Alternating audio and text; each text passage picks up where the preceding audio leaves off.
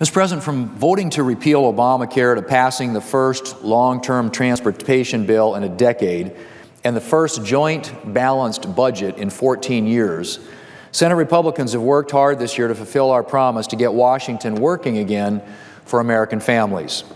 And while some of our efforts have been blocked by Senate Democrats or by the President, we've still managed to get a lot done. I'm particularly proud of some of the legislation we passed this year that will benefit South Dakota families and businesses, as well as families and businesses across the country. One bill that I've been working on for a long time, a bill that will mean a lot to South Dakota's farmers and ranchers, is the legislation the House passed last week, the Surface Transportation Board Reauthorization Bill. The Surface Transportation Board is responsible for helping to ensure the efficiency of our rail system by addressing problems and adjudicating disputes between railroads and shippers. Unfortunately, it's been clear for several years now that the Surface Transportation Board needs to work better. This became particularly apparent in 2013 and 2014 when a sharp increase in shipping demand and harsh winter weather conditions combined to create massive backlogs in the availability of rail cars for grain shipping, which in turn caused storage issues for farmers across the Midwest. The U.S. Department of Agriculture found that the rail backlog lowered the price of corn, wheat, and soybeans in the upper Midwest and forced shippers to pay record-high railroad car premiums in the neighborhood of 28% to 150% above the average previous levels for roughly 65 consecutive weeks. The Surface Transportation Board legislation that Congress sent to the President last week will help prevent another situation like this in the future. The bill, which I spearheaded, makes a number of significant reforms to the board. For starters, it expands the number of board members and establishes a more collaborative process that will allow members to work together to identify and solve problems as they emerge. The bill also provides the board with the investigative authority to address rail service issues even if an official complaint has not been made. This will allow and encourage the board to be more proactive when it comes to addressing problems in our nation's rail system. The bill also increases transparency by requiring the Surface Transportation Board to establish a database of complaints and to provide quarterly reports with key information to facilitate the effective monitoring of service issues. Finally, the bill improves the current process for resolving disputes between railroads and shippers. Right now, disputes can take multiple years and literally millions of dollars to resolve, which puts a tremendous burden on shippers and on railroads as well. The legislation that we developed improves this process by setting timelines for rate reviews, expanding voluntary arbitration procedures, and requiring the Surface Transportation Board to study alternative rate review methodologies to streamline and to expedite cases. It requires the Surface Transportation Board maintain at least one simplified expedited rate review methodology. These changes, Mr. President, will increase efficiency throughout the rate review process. Mr. President, South Dakota farmers and ranchers depend on our nation's railroads to bring their goods to market, and they also depend on our nation's highways. This year I was proud to work with my colleagues in the Senate on the first long-term transportation bill in a decade. Over the past several years, Congress made a habit of passing numerous short-term funding extensions for federal transportation programs. The latest, I think, was number 38 over the past several years, short-term extensions.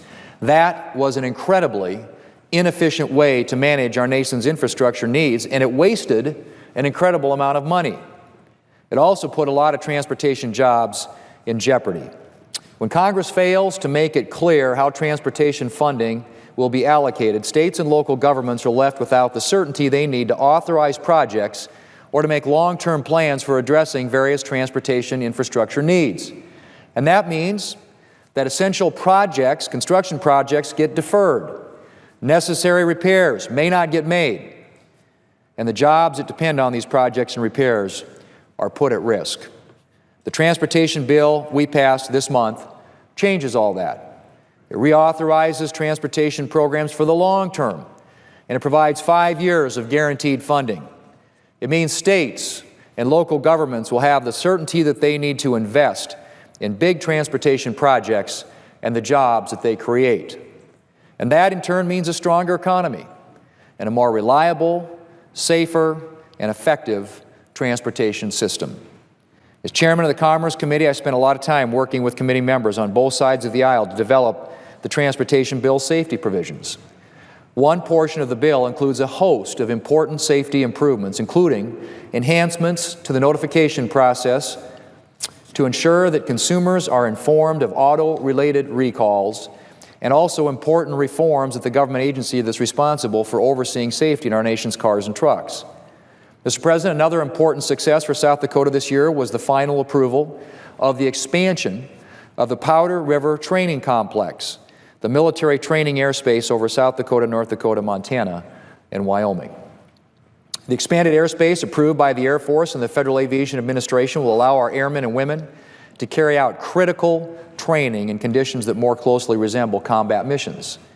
After working with the Air Force on this project for nearly 9 years, I was proud to see this expansion finally completed, and even more delighted to see the first large force training exercise take place at the expanded Powder River Training Complex just this month. 41 aircraft took part in the exercise, including the B-1 bombers from Ellsworth Air Force Base in South Dakota. The expanded training complex will save Ellsworth Air Force Base $23 million per year in training costs by reducing the need for the B-1 bombers to commute to other places like Nevada and Utah for training. Mr. President, supporting our men and women in uniform, like our airmen at Ellsworth, is one of the most important jobs as members of Congress that we have. And this year, I'm proud to report that the Senate passed a National Defense Authorization Bill that incorporates a number of critical reforms that will expand the resources available to our service members and strengthen our national security. The National Defense Authorization Act for 2016 tackles waste and inefficiency at the Department of Defense and focuses funding on our warfighters rather than on the Pentagon bureaucracy. The bill also overhauls our military retirement system.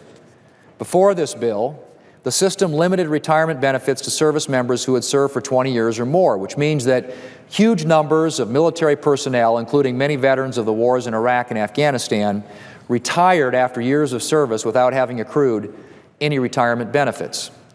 The National Defense Authorization Act replaces this system with a new retirement system that will ensure that the majority of our nation's service members receive retirement benefits for their years of service to our country, even if they have not reached the 20-year mark.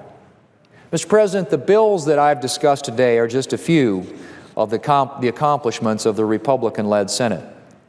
Over the course of this year, we've passed a number of significant pieces of legislation that will benefit Americans for years to come. We've worked hard to help our nation's veterans by expanding access to mental health resources, reducing wait times for medical care, and increasing the number of providers who can serve veterans. We voted to repeal Obamacare and start the process of moving toward the real health care reform Americans are looking for: an affordable, accountable, patient-focused system that puts individuals in control of their health care decisions. We passed legislation to contain the out-of-control bureaucracy at the EPA and legislation to begin the process of safeguarding Medicare and Social Security by putting them on a more sustainable financial footing going forward. And we've passed cybersecurity legislation to protect Americans' privacy and a major education reform bill that puts states, parents, and teachers and local school boards, not Washington bureaucrats, in charge of our children's education. But while we may have accomplished a lot this year, Mr. President, we know there is still a lot more that needs to be done. Americans are still suffering in the Obama economy, and our nation continues to face terrorist threats at home and abroad. Whether it's enacting pro-economic growth policies at home or ensuring our military has the resources that it needs to protect us from threats abroad, Republicans will redouble our efforts to make sure Washington is meeting the needs of American families and addressing the American people's priorities. We plan to spend the second year of the 114th Congress next year the way that we've spent the first, fighting to make our economy stronger, our government more efficient and more accountable, and our nation and our world safer and more secure. Mr. President, I yield the floor.